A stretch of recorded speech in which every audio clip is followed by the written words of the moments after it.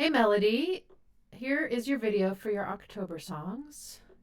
I'm going to start with Etude number 47. No sleep.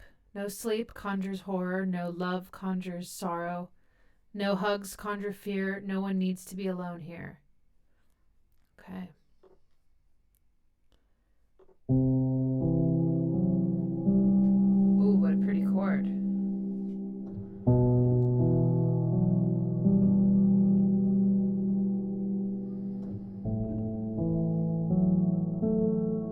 Nice change at the top there.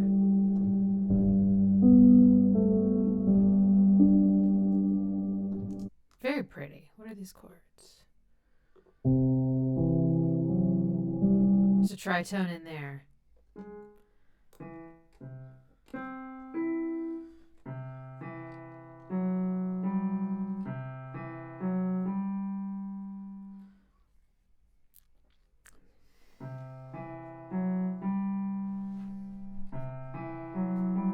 There. Sounds very vulnerable. Then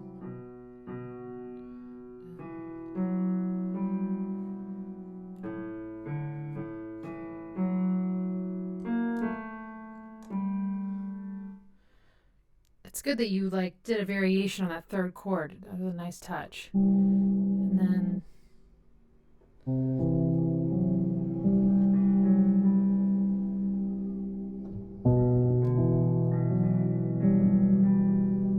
pretty.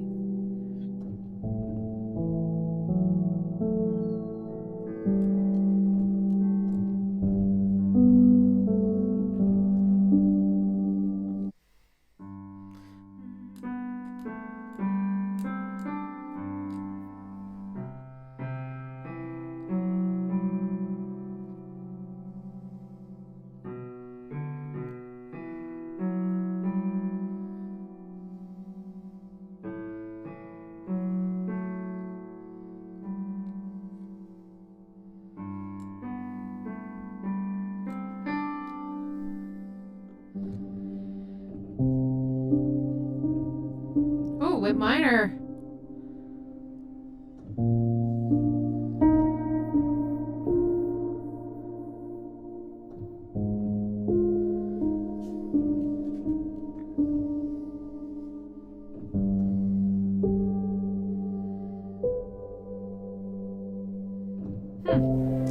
Very interesting. So you have this chord progression.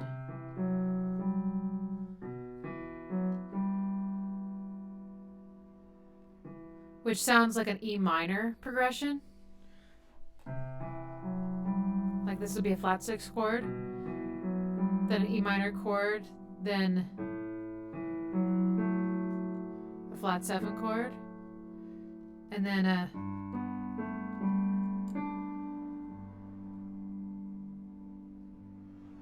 three. Wait. No, not flat 7. 4 chord. And then a 3 chord. Flat 3 chord or something. So yeah. And then it goes to C minor. C harmonic minor. That spoopy sound. Interesting. Okay, so I'm curious now if you're going to repeat that whole thing or if we've switched to minor now.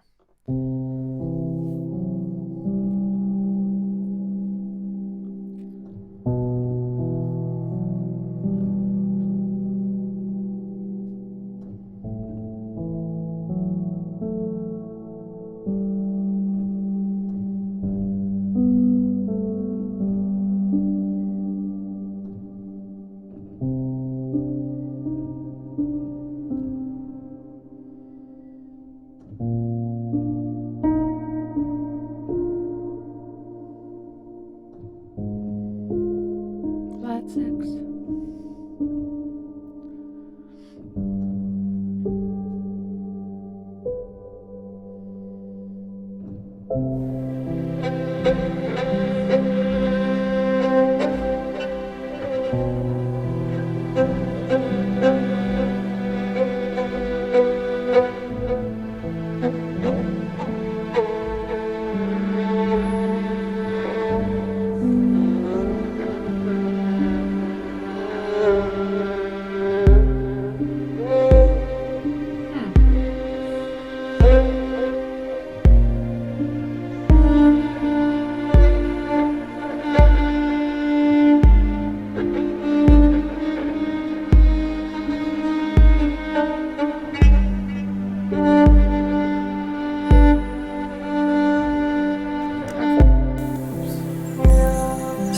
Okay, so you're kind of alternating between these two tonalities, basically. The E minor and then the C minor, when they're completely unrelated. So it's really interesting to hear them back to back. I don't know if I like it, but it's it's cool.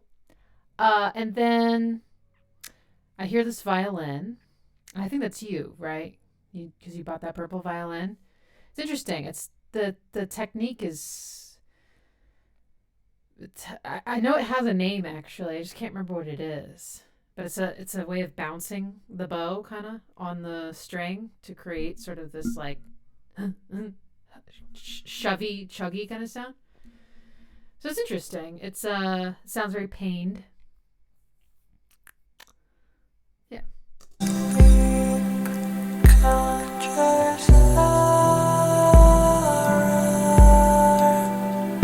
It's pretty harmony.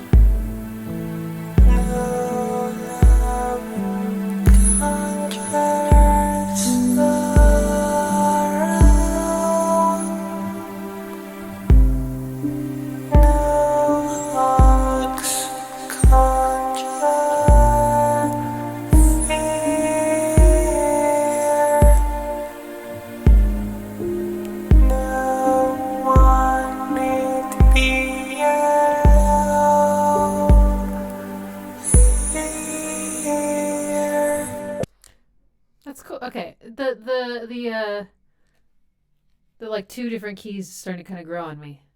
The shift to the C minor is really like it's such a big feeling, listening to it. It's like it's kind of fun. Um so we're starting to get a beat here. The kick is very intense. I think it'll sound really good when there's more layers. Right now it's kind of competing with your voice a lot, but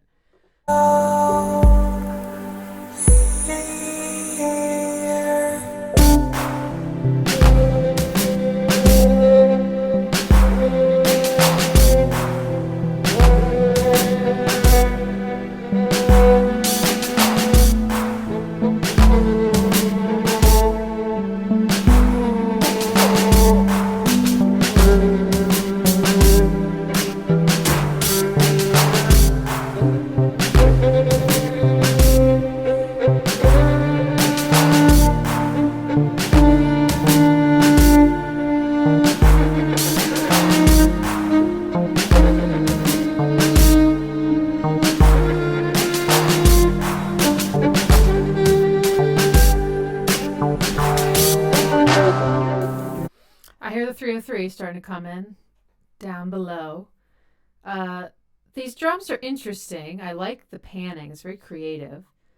And the pattern itself is very creative. It's just not really my thing with this song. It just doesn't sound like the drums are serving the song. But I know the drums are a big part of your sound, so I get it. But I'd be interested to hear this without any drums. Honestly, I feel like it kind of has everything it needs without drums. But we're also not even halfway through the song, so what do I know? Oh,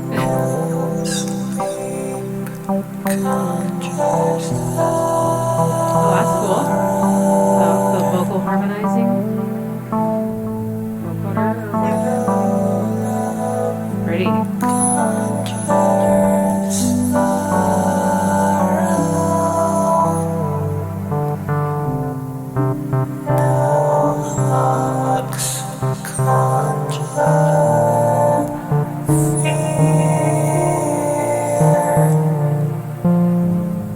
Yeah, I like this section.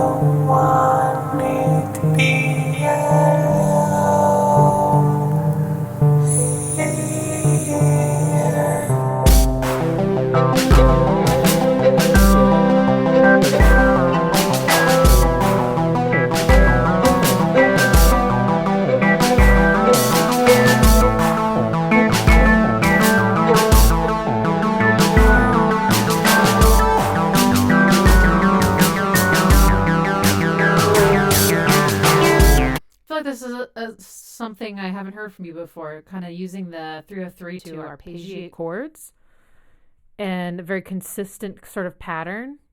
I think that sounds really good. I think this is cool. I would think about incorporating this kind of thing again. I think it really works with the sound of the 303, and it provides some consistency. Because the thing is like your chord progressions tend to be 8 chords long, I would say, which is a lot. And sometimes our focus can kind of drift when things don't repeat in a quicker or more frequently. So to have like a pattern like that that's sort of moving very consistently kind of helps, I think, like give us direction, if that makes sense, so we don't get quite as lost. And of course, getting lost in music there's nothing wrong with that, It's not necessarily criticism, just an observation of different ways that you can sort of influence the listener.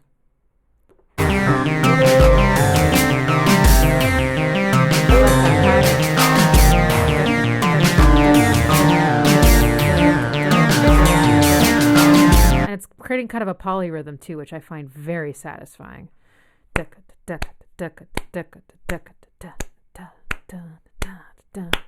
I love that polyrhythm, whatever that is.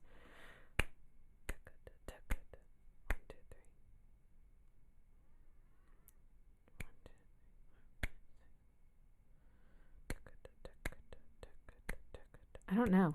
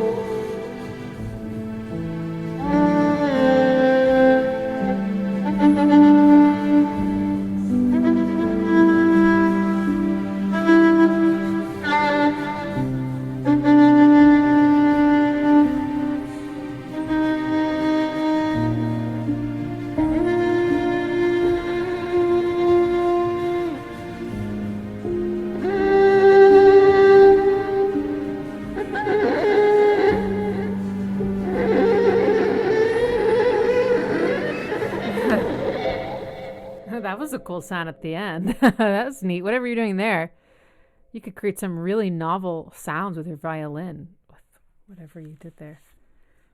Cool. Okay.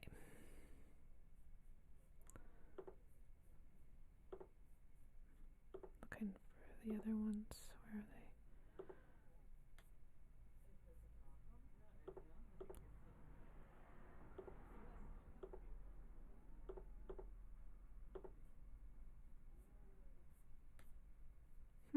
Oh.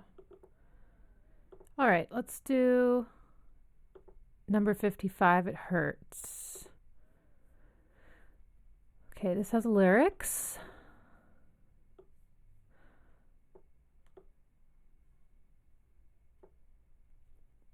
hurts when I'm freed, more so than when I bleed. It hurts to cry when no one's there to ask me why. Okay. C minor. Nice minor 5 chord. My faves. Ooh.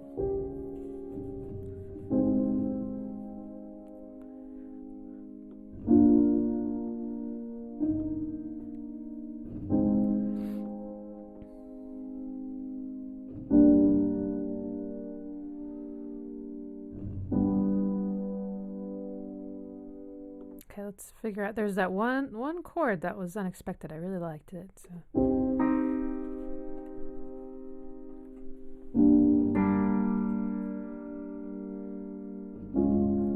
That.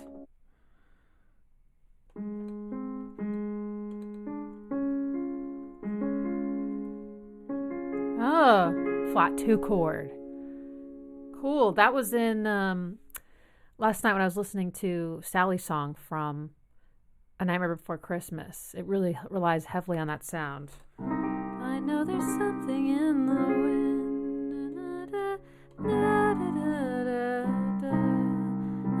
Anyway, so you have a C minor, G minor, D flat major, and then A flat major. Okay. Well, that was exciting. I like that.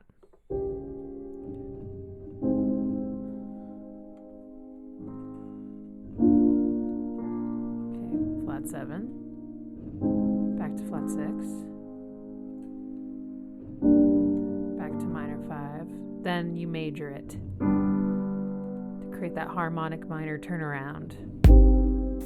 It's the signature of your sound. Nice tense note there at the beginning.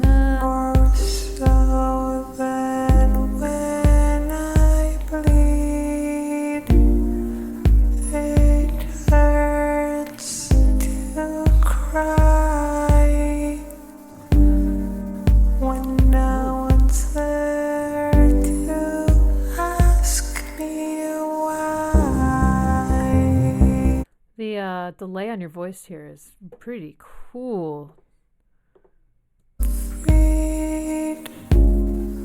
More so than when I bleed, it hurts to cry.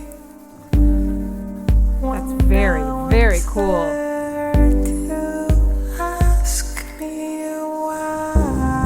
That part reminds me of your song, The Way Was Me, I think. That last part.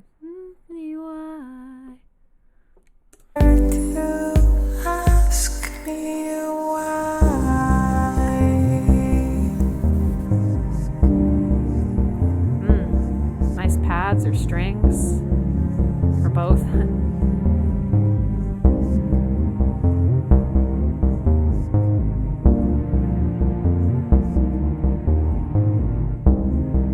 Very low and kind of dark and brooding.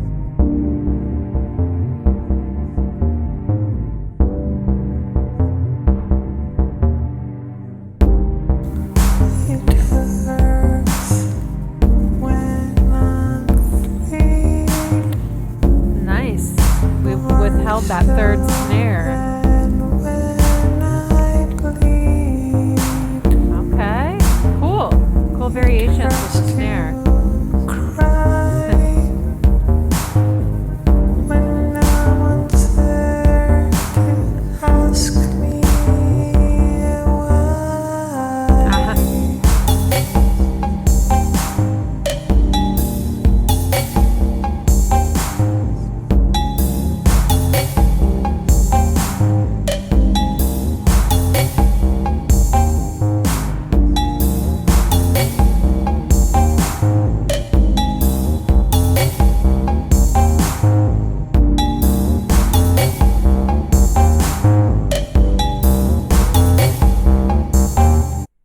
Are those cowbells?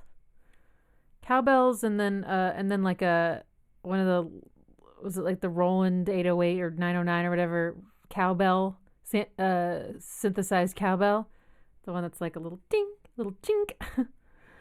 That's interesting. I think it's a cool idea. It's a little, they dominate, I would say. They dominate the section a lot. So I don't know how I feel about them, but they're interesting at least.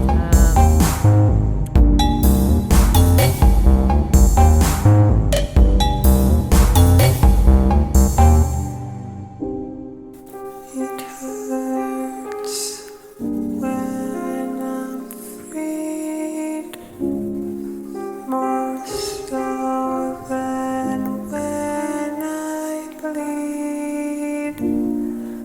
It hurts to cry when no one's there to ask me why. That was cool. I like that you brought in kind of a piano counter melody there.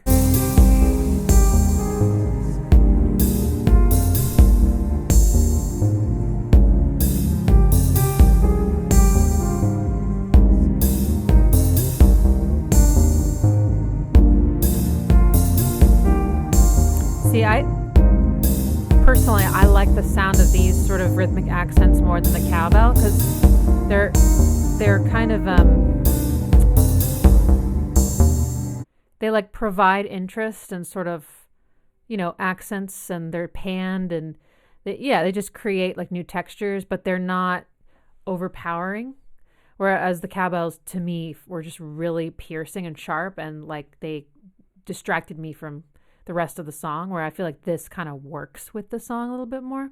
Just wanted to mention that, but I like that sound. That's kind of nice. Can I go back? Yeah. It's neat. It's very like mysterious.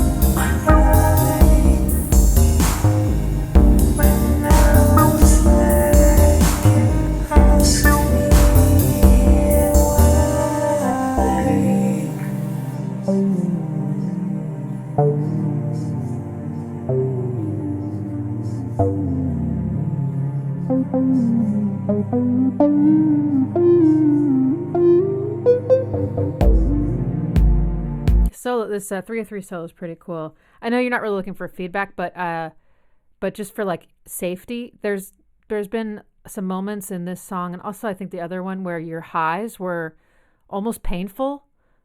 I might be overly sensitive, but it's just something to think about. I don't know what the range is that is like, you know, what the frequency band is that tends to register as like painful, harsh, high frequencies for people, but that because something you could find out. But maybe just watch those when you're EQing, because it was like I almost had to like turn it down, which we don't want, right? We don't want to be like someone to be like ah.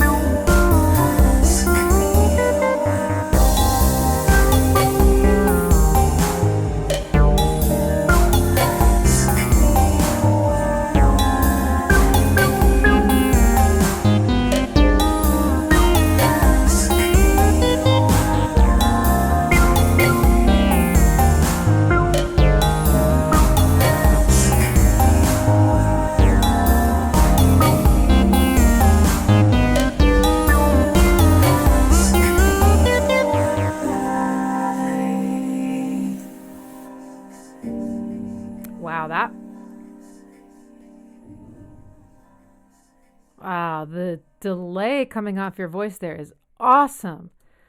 I would listen to just that last 5 seconds over and over again. That is cool. With the chord change. Dude, that's cool. So really nice work with the delays, I feel like, in both of these examples on your voice. I want to do that. That's cool.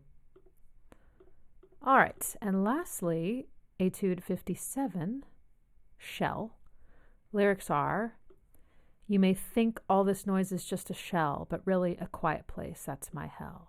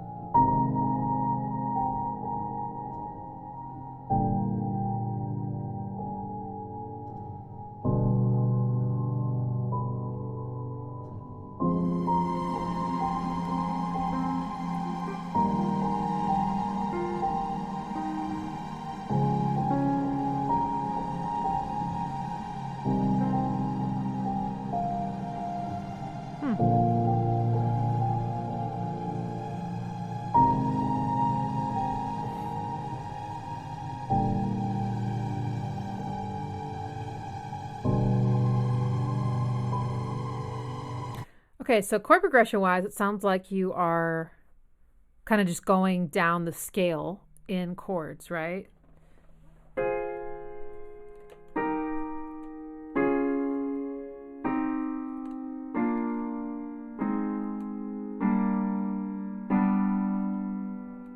And at that point, when you turn the G minor to G major, it sounds like it's in C, the key of C.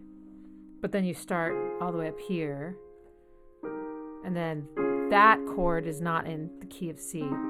So this has sort of an ambiguous tonality until the end of the progression, and then it sounds like that sort of classic, perfect cadence.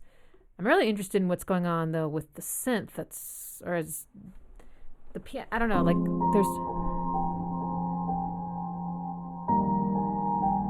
okay, so there's like a buildup of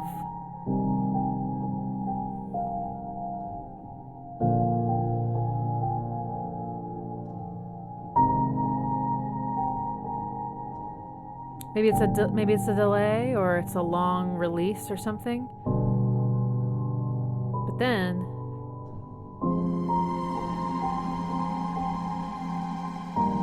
okay, my guess is you took the MIDI from the piano, put it on a new track, and then you put a synth on that has a very slow attack and a long decay. So it's kind of following the piano, but it's a little bit behind, and it's very overlapped and makes it sound pretty creepy. Okay, yes. 1000% yes to this production technique with your voice. That's super cool. That octave drop, the harmony that's an octave below you, that is cool. And you really set the stage, because I was just saying like this, I feel kind of creeped out. And then this voice comes in, which is so dark, and like I feel like this voice is very powerful and could hurt me, you know, like.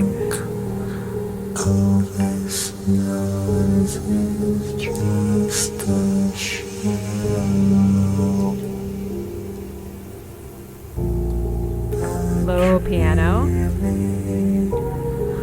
The quiet place, that's my hell. Very dissonant on the word hell.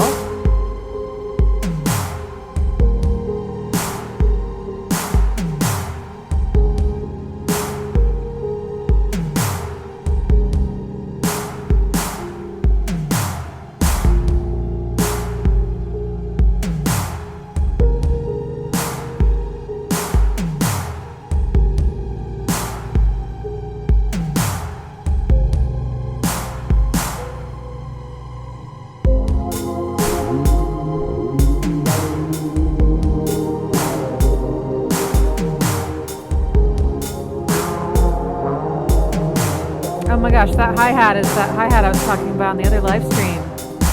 It's the 909 hi-hat. This is a cool synth.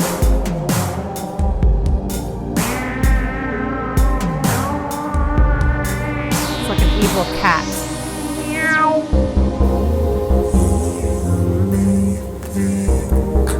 Yeah, I just love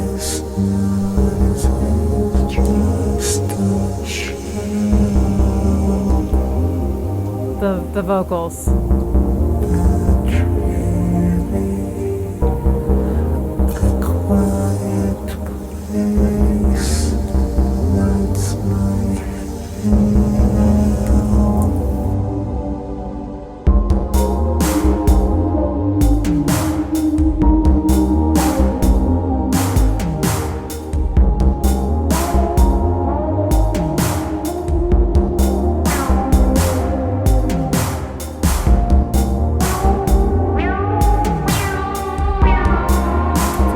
Expressive synth.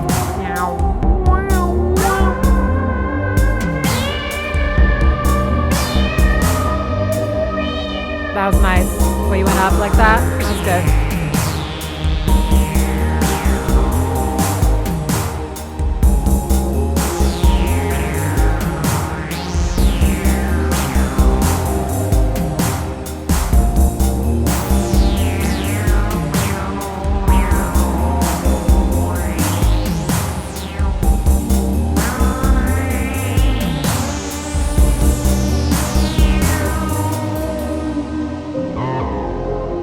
There's a 303.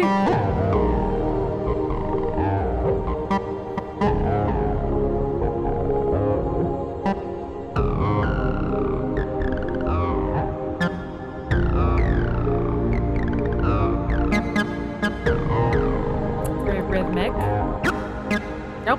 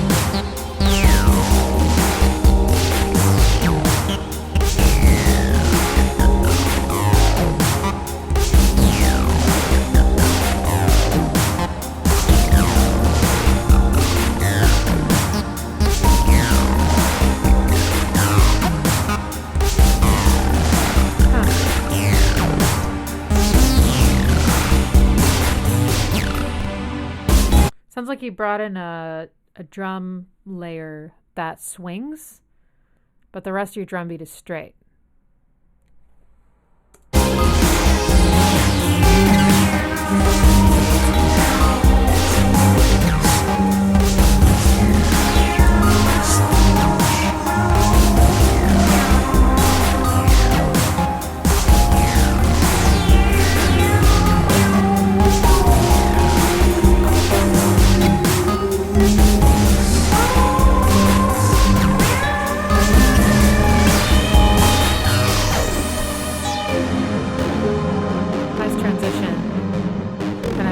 Let's go.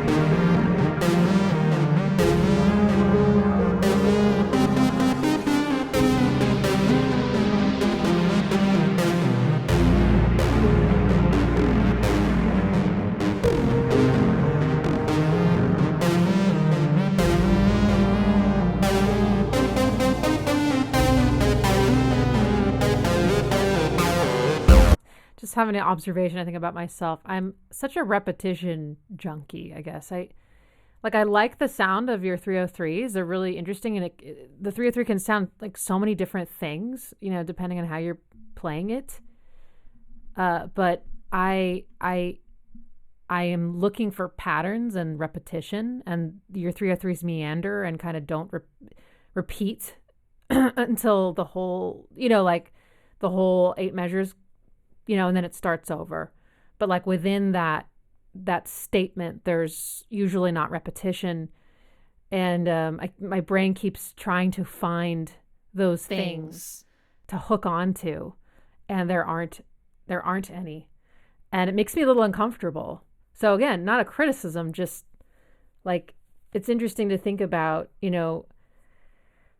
don't know. I think about repetition a lot. I'm not going to make your video all about repetition, but it's such a integral part of music and art, really, but especially music. Like, I mean, there's whole master classes on songwriting that are just about repetition. And where's the line between too repetitive to the point where it gets boring or predictable, and not repetitive enough so that there's nothing that you can remember, right? And how to figure out where that line is. But it's making me wonder, like, how do you compose these lines? What is going through your head, and literally how are you playing it too? Because I mean, I'm guessing when it goes like, it has that big kind of sharp attack sound, like a bite.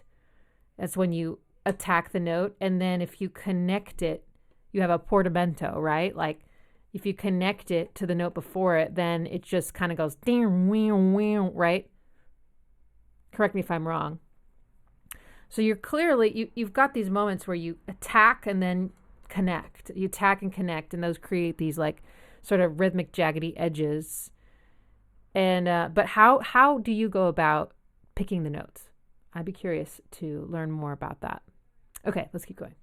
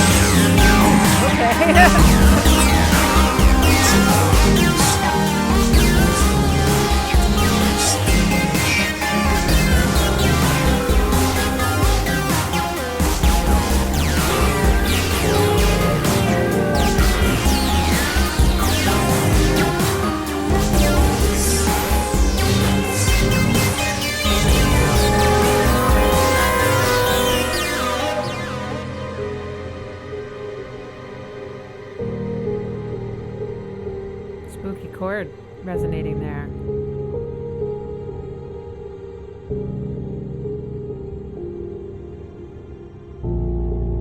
That low note's nice.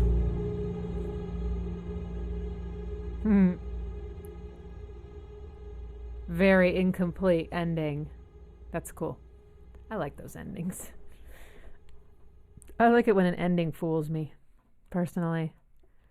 Because art is never over. There is no end. Cool. A lot of, so at the end there, the layers just got to be a bit too much for me. I guess I'm just very sensitive. I don't know. And it started to sound harsh again, so I just turned it down. But once I turned it down, I was able to hear more what was going on there. Lots of layers playing all at once. And I know you love that. I'm less of a fan of that much layering. I guess it depends, right? Like if you think of the outro of like Closer, there's just layer and layer and layer upon layer, but it doesn't overwhelm me, I guess. There are certain times where there's so much going on that like my brain just, maybe if it doesn't know what to focus on, maybe that's part of it. Like if it's clear to me what I'm supposed to focus on at any given moment, then I can maybe make sense of the chaos. But if everything's kind of at the same level and there's nothing that's being spotlit, then my brain's like, I don't know what to do. And then and then it freaks out on me. Anyway, this is half listening and critique and half or half listening and analysis and half psychology. All right, great. Thank you, Melody. Have a good month, and I'll see you next time.